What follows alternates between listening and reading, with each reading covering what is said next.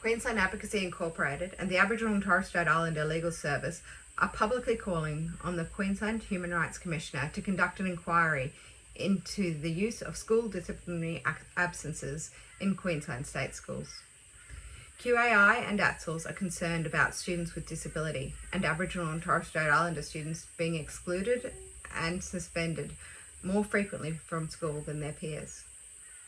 Under the Human Rights Act, the Department of Education has a legal obligation to uphold every child's right to access a primary and secondary education that is appropriate to their needs. However, figures obtained through a right to information request show that an unjustified and disproportionate use of school disciplinary absences apply to a certain cohort of students.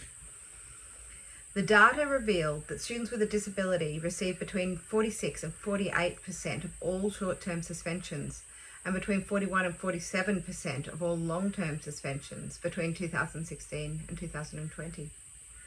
This is despite the fact that students with a disability only made up about 17% of the Queensland school population.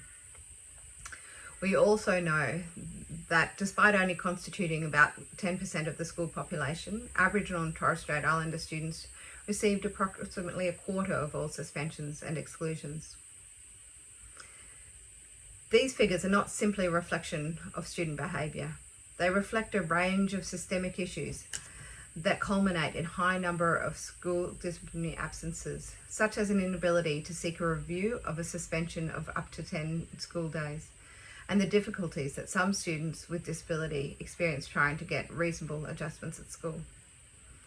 This is made worse by inadequate accountability of decision-making and complex review and appeals processes. The consequences of excessive school disciplinary absences are profound.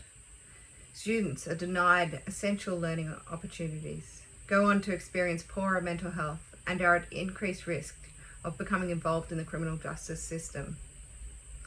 We need alternative, evidence-based solutions to discipline that successfully reduce behaviours of concern while keeping students safe and engaged at school. We know that when school disciplinary absences are used sparingly alongside supportive interventions, there are better outcomes for students, families, and teachers. These alternatives must uphold a child's right to inclusive education and ensure culturally appropriate support is provided so that they can fulfil their true potential. QAI and ATSILS urge the Queensland Human Rights Commissioner to use its investigatory powers to find out why this is happening. We are releasing a report today that details our concerns as well as our suggested ideas for change.